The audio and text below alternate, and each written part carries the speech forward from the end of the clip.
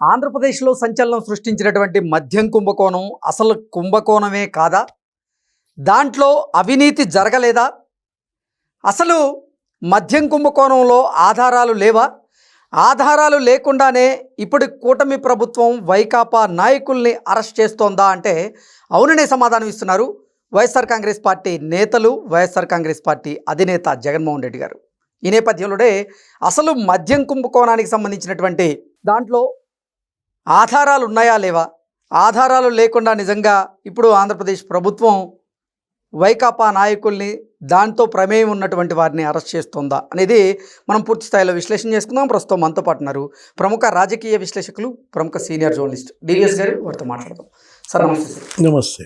మద్యం కుంభకోణం అసలు కుంభకోణమే కాదని, దాంట్లో ఎటువంటి అవినీతి జరగలేదని, మద్యం కుంభకోణంలో ఎటువంటి అవినీతి జరగకపోయినప్పటికీ, ఎటువంటి ఆధారాలు లేనప్పటికీ ఆంధ్రప్రదేశ్ ప్రభుత్వం కక్ష సాధింపు చర్యల్లో భాగంగానే ఇప్పుడు వైకాపా నాయకుల్ని వరుసపెట్టి అరెస్ట్ చేస్తుంది అన్నట్లుగా వైసీపీ నాయకులు, వైసీపీ అధినేత జగన్మోహన్ రెడ్డి దాని మీద తీవ్ర ఆరోపణలు, విమర్శలు చేస్తూ ఉన్నారు.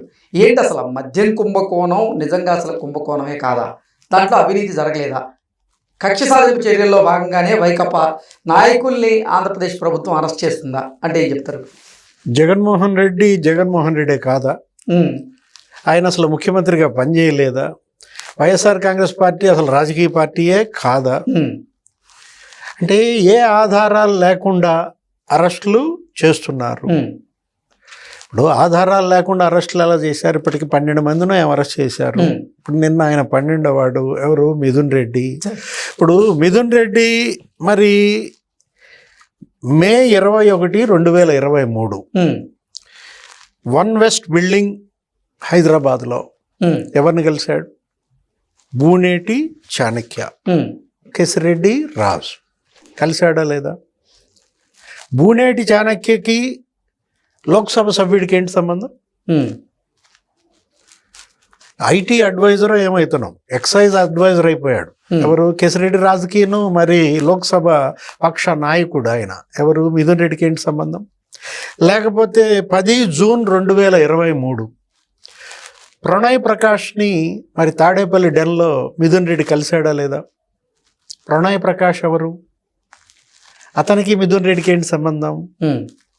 తాడేపల్లిలో ఆ ల్యాండ్ మార్క్ అపార్ట్మెంట్, ఆ 312 plot incharge, den incharge Pranay Prakash. Mithun రెడ్డికి అతనికి ఏంటి సంబంధం? ఇప్పుడు లేకపోతే 18 జూన్ 2023 సైఫ్ అహ్మద్ ఎవరాయన? సార్ హైదరాబాద్ డెన్ల ఇన్ఛార్జ్. 7 ఏమో డెన్లు ఉన్నాయి ఇక్కడ హైదరాబాద్లో. మరి అతన్ని ఎందుకు కలిశాడు మిథున్ రెడ్డి? ఇప్పుడు సైఫ్ అహ్మద్ని మిథున్ రెడ్డి హైదరాబాద్లో అపోలో హాస్పిటల్ దగ్గరలో కలిశాడా లేదా? స్పష్టంగా చెబుతున్నారు కదా. మిథున్ రెడ్డి జూబ్లీ హిల్స్లో వెంకటేష్ నాయుడిని 27 జూలై 2023 కలిశాడు. లేకపోతే పెద్దమ్మ గుడి దగ్గర ఒక ఆఫీస్లో మిథున్ రెడ్డి 1 అక్టోబర్ 2023 వెంకటేష్ నాయుడిని కలిశాడు. వెంకటేష్ నాయుడు ఒక డెన్ ఇన్ఛార్జ్. అంటే ఈ డెన్ ఇన్ఛార్జీలతో మిథున్ రెడ్డికి ఏంటి సంబంధం? ఫలానా తేదీ ఫలానా చోట నువ్వు ఉన్నావా లేదా? ఆధారాలు లేవంటే జగన్మోహన్ రెడ్డి కూడా ఆ మధ్య ప్రెస్ మీట్ పెట్టి గూగుల్ టేక్అవుట్ వచ్చింది కదా, మరి ఆ గూగుల్ టేక్అవుట్ ద్వారా టవర్ లొకేషన్ల ఆధారంగా చెప్పొచ్చు కదా వీళ్ళందరూ పలానా చోట కలిశారని ఆయన చెప్పాడు. మరి ఆయన చెప్పిందే సిట్టు స్పష్టంగా ఏ డేటు, ఎక్కడ, ఎవరిని కలిశాడు. ఇప్పుడు ఆధారాలు లేవని పెద్దిరెడ్డి రామచంద్రారెడ్డి చెప్తాడా? ఓకే. ఇప్పుడు ఇతను ఎవరు? మిథున్ రెడ్డి ఓఎస్డి కృష్ణమోహన్ రెడ్డితో 55 సార్లు ఫోన్లో మాట్లాడాడు. చెవిరెడ్డి భాస్కర్ రెడ్డితో 23 సార్లు మాట్లాడాడు. Phone calls, CDR call data record బయటికి తీస్తే మోహిత్ రెడ్డితో 4 సార్లు మాట్లాడాడు. అదేమంటే అతను వాళ్ళ అధికార ప్రతినిధి వాళ్ళ ఛానల్ డిబేట్లో మాట్లాడుతూ ఓఎస్డి కృష్ణమోహన్ రెడ్డితో నేను 100 సార్లు మాట్లాడా అని చెప్తాడు.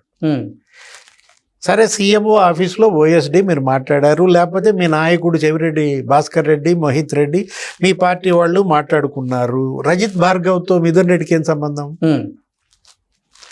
ఎక్సైజ్ శాఖ స్పెషల్ చీఫ్ సెక్రటరీతో రజిత్ భార్గవ్తో నువ్వు ఫోన్లో మాట్లాడేవా లేదా? ఏంటి చెప్పు. ఇద్దరికి పంచాయతీ ఏంటి? గట్టు పంచాయతీ ఉందా? ఆస్తులు ఏమన్నా పంచాయతీ ఉందా? పొలం ఏమన్నా నీది రజిత్ భార్గవ్ చేస్తున్నాడా కౌలుకి తీసుకుని? ఎందుకు చేశావు? అసలు ఎటువంటి ఆధారాలు లేకుండానే ఇప్పుడు సిట్ అధికారులు ఈ మద్యం కుంభకోణం కేసులో 13 మందిని అరెస్ట్ చేశారంటారా? బీవీఎస్ డిస్టిలరీస్, ఏంటి దాని పేరు? BVS distilleries, B V Subbarao. మరి బొమ్మన వెంకట సుబ్బారావుకి ఎందుకు ఫోన్ చేశాడు మిథున్ రెడ్డి? 4 సార్లు ఎందుకు ఫోన్ చేశాడు? ఓకే, ఆయన డిస్టిలరీ యజమాని కదా. డిస్టిలరీ సమస్యల గురించి లోక్సభలో మాట్లాడటానికి చేశాడా? చెప్పు, నువ్వే చెప్పు. ఎక్సైజ్ శాఖలో ఎదుర్కొంటున్నటువంటి ఆ సమస్యల గురించి నేను మాట్లాడటానికి నేను వాళ్ళందరికీ ఫోన్లు చేసి ఇన్ఫర్మేషన్ రాసుకున్నానని చెప్తాడా? ఇప్పుడు బూనేటి చాణక్య అంట, తెలుసా ఆయన ఎవరో? చాణక్య అలియాస్ ప్రకాష. ఒక్కొక్కడికి 2 పేర్లు, ఓకే, ఒక్కొక్కడికి 2 పేర్లు, ఒక్కో కంపెనీకి 2 అడ్రస్లు. ఇప్పుడు ఆ డొల్ల కంపెనీలు ఉన్నాయి చూసావా, ఒకటేమో రిజిస్టార్ ఆఫ్ కంపెనీస్లో ఒక అడ్రస్, బ్యాంక్ కేవైసీలో ఇంకో అడ్రస్, నకిలీ ఇన్వాయిస్లు, నకిలీ పేర్లు, నకిలీ వే బిల్లులు, నకిలీ మందు. వీళ్ళు మామూలుగా మాఫియా కాదు ఇది. ఏంటి ఇప్పుడు ఆ బూనేటి చాణక్య అనేవాడు ఎస్ఎన్జే షుగర్స్ అండ్ ప్రొడక్ట్స్, అది కూడా distillery. SNJ sugars and products CFO, ఆ ఫైనాన్షియల్ ఆఫీసర్కి ఫోన్ చేశాడు మనాడు. నేను సీఎంఓ నుంచి మాట్లాడుతున్నా అన్నాడు. ఓకే, చాణక్యకి ఏపీ సీఎంఓకి ఏంటి సంబంధం? ప్రిన్సిపల్ సెక్రటరీయా? ఇప్పుడు ధనుంజయ రెడ్డి మాట్లాడాడంటే నేను సీఎంఓ నుంచి మాట్లాడుతున్నా అని చెప్పొచ్చు, ఆయన పిఏలు అయినా చెప్పొచ్చు. బూనేటి చాణక్య నల్లన్నన్ మాతప్పన్ ఆ సిఎఫ్ఓ పేరు. అతనికి ఫోన్ చేసి నీకు ఓఎఫ్ఎస్ ఇవ్వాలంటే, అంటే ఆర్డర్ ఫర్ సేల్, అవి కొనాలంటే అవి ఇవ్వాలంటే కిక్ బ్యాక్స్. పాపం అతను పోయి వాసుదేవరెడ్డిని అడిగాడు. ఎవరు అతను? చాణక్య అంట. వాసుదేవరెడ్డిని లబలబలు అడిగి నాకు సంబంధం లేదు, మాట్లాడుకుంటే వాళ్ళతో మాట్లాడుకో అని చెప్పాడు మన డమ్మీ వాసుదేవరెడ్డి. చాణక్య ఈసారి ఏం చేశాడు తెలుసా? అసలు ఏకంగా నీకు ఆ ఎస్ఎన్జే షుగర్స్ అండ్ ప్రొడక్ట్స్ సిఎండికి ఫోన్ చేశాడు. చైర్మన్ అండ్ మేనేజింగ్ డైరెక్టర్ ఎవరు అతను? జయమురుగన్కి ఫోన్ చేసి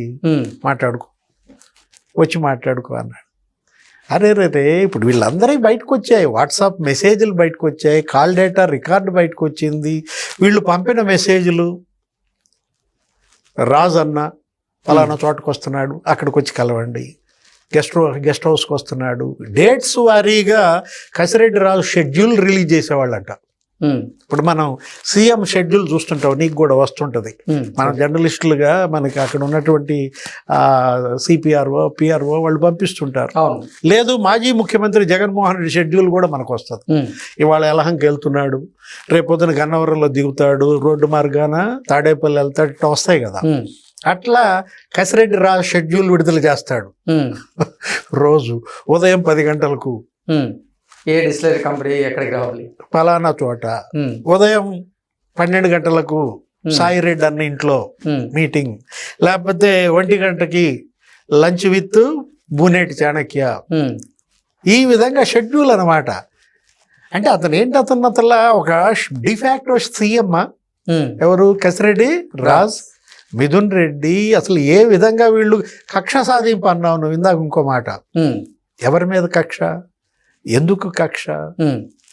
పెద్దిరెడ్డి రామచంద్రారెడ్డిను చంద్రబాబు క్లాస్మేట్స్ ఎస్వి యూనివర్సిటీలో ఈయనేదో పెద్దిరెడ్డి ఆయన కొట్టాడు, ఏదేదో పిచ్చివాగుడు వాగుతాడు. పెద్దిరెడ్డి చెప్పాడేమో జగన్మోహన్ రెడ్డి. అంటే ఈ మాట రాజశేఖర రెడ్డి చెప్పాడా? ఓకే, ఇది కూడా రాజశేఖర రెడ్డి టైంలో కూడా ఇతను క్యాబినెట్లో పనిచేశాడు కదా. అసలు పెద్దిరెడ్డి రామచంద్రారెడ్డి చంద్రబాబు కన్నా 2 ఏళ్ళు జూనియర్.